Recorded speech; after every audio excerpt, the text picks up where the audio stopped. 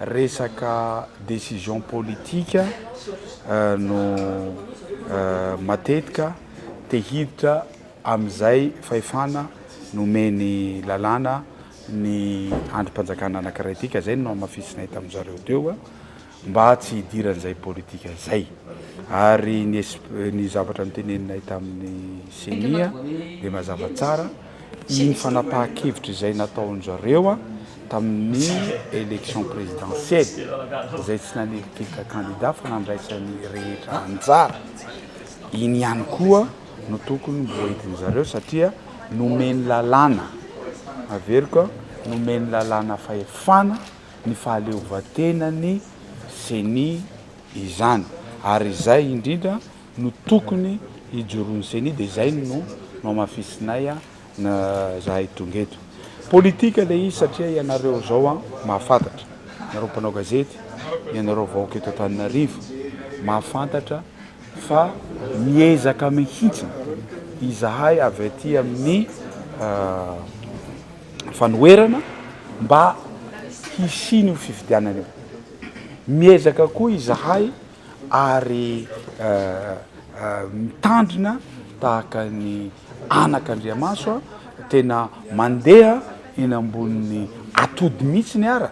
mba tsy hisiny zay fikorotanana izay satria naninona fantatray de fantatray mihitsiny fa betsaka ny zonay very na de zahay andeha hivavaka angatapitahina amin'ny kandidanay sakanana zavatra tsy manara-dalàna ny fanakanana anay zay lazaina hoe fa feno ino anaranty trano-mpanjakana ny manodidina eo nefa tsisy na nyray ara fa natao hanakanana fotsiny zay ny namafisinay ho resaka politika ity ny fanapa-kevitra farany na inona zay décision voaka ny ivelany any tsy fitsarana ny eto amin'ny senika hoe tsara makasika ny obligation fiscale ny tsirairay tsy hoe fitsarana ny eto amin'ny senika hoe andray an'izay hevitra rehetrarehetra na engagement na inona zay natao tany aloha tany fa ny milatsaka hovidiana rehetrarehetra nge anatsika amin'ny teny zao ary hatramin'ny conseiller candidat conseiller de manao déclaration sur l'honneur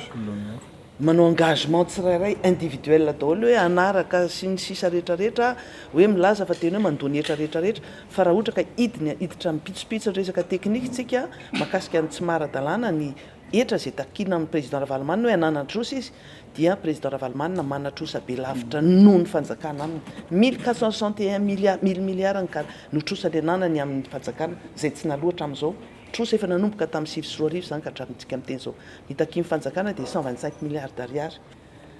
de tsika no afaka mitsara hoe inona ny tokony atao fa tsy misy zavatra tsy voavahy to amin'ity firenenetira misy ny volonté politique ny tsirairay amany olana ho an'ny seni manokana tsy anjara no mitsara hoe mananyrary na tsy mananyrary ny iza fa ny anazy de ahoana ny ataterahana fifidianana mangarahara madio ekeny rehetra ary ndraisan'ny rehetra anjara dia mifara amin'ny filaminany rehetra zany hoe misy apaisement de esprit d'inclusivité zany hoe rehetra mandray anjara fa tsy manilikilika na tamin'ny 2023 zany amin'ny type 2024 important kokoa ny fifidianana be ny filoham-pirenena raha mihoatra ny fifidianana be ny tanàna raha ny abeany sy ny avesatry ny andraikitra zay antsoroany zany olona tsirairay zany fa raha ohatra ka teknika no resahana de valiana teknika fa raha politika de politika no mahavan'izay olana zay eto de manamafy fa tsy misy dil nataonay tamin'ny TGI zany fa izy moa TGI no anaovanay dil ary raha misy ny taratasy avy any amin'ny TGI de avoa izay taratasy zay fa za no mandataire tamin'ireny fotoan'ireny fantatro tsara ny zavatra natao ary azadino azam-bakaina ny vahoaka ary aza fitahana amin'ny information diso nareo rehefa teknisianina mijanononareo teknisianina fa aza manao fitaovana politika nareo satria lasa manimba ny sain'ny olona ny resaka etra déclaratif fa ny etra ny olona anankiray manao déclaration ny etra tokony ho alohany raha ohatra ka tsy nanao déclaration izy de afaka anaovana ny ny fahefana mikasika ny etra afaka manao contrôle de manao taxation d'office aminy fa ny olona rehefa avy anaovanao an'izay taxation d'office zay a mbola afaka mitondra ny proof rehetra izy hoe tsy mariny ty zavatra ataonao ty, tsy izay zavatra voakan'ny DGI akory a de didy ary zavatra tsy maintsy ho atanterahana. Commission ary ny ataony ao a manotolo-kevitra ny fitsarana ny mamoaka azy ka tsy hoe ny DGI kory ny tompon'ny teny farany a de amoaka an'izay zavatra hosoratany ao de tsy azo ivalozana ny avoakan'ny DGI. Raha misy zany taratasy zany tsy maintsy misy toyany zany hoe anaika andohan'ity ohatra fa tsy maintsy miapure ny procédure rehetrarehetra anamarinako hoe tena tokony andohan'io a de zay tsara azavaina tsara mivahoaka zay fa tsy ny hoe misy taratasy misoniavana na misy an'izao de hoe mivadika hoe dily ty a de zay ny nazahoana an'le taratasy fa azavao tsara mivahoaka ny zavatra misy ohatr'izany satria aloha mba hanabe ny olom-pirenentsika mba hitaizany olom-pirenena mivaovao marina fa tsy anelitsao a de lasa manao politika. Ny zavatra hitanay sy tsapanay a dia misy ambadika politika ny fanakanana any président Marc Ravalomanana izay tetika fanakanana zay a mba tsy ho candidat be ny tanana eto Antananarivo renivohitra. Tsoriko ary amin'ny ankehitriny fa mahatsapa tena ho voatotohina ny zoinay zany a amin'ny maha-candidat mpanolotsaina ny tanàna satria rehefa nisy ny fifampiresahana tao anatin'ny vovonana firaisan-kina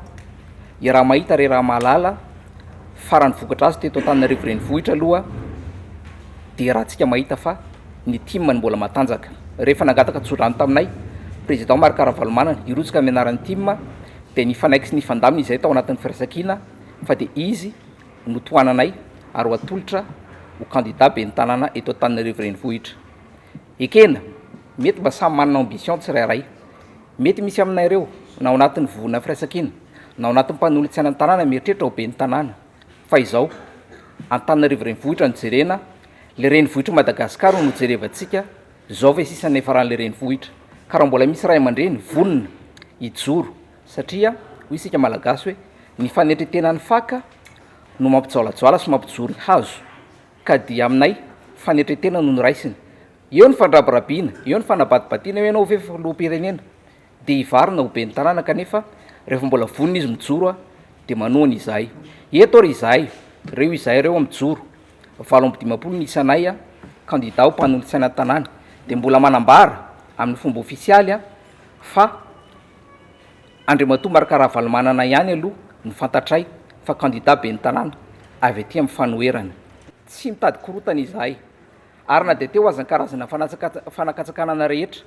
tamin'ny fikasana anolotra nyreto candidat hitanareo reto a 720 a de tsy tanteraka izany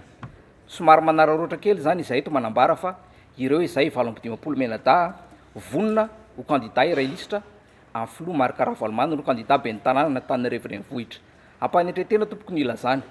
mety 720 ny isanay androany a fa mety ho valopolo sy 500 ny isanay a rahampitso. Ny dikan'izay de zao hoe sanatria tsy manao tsindrina pression a fa milaza ny zavatra misy hoe oka re tompoko mba tsy atao ambadika politika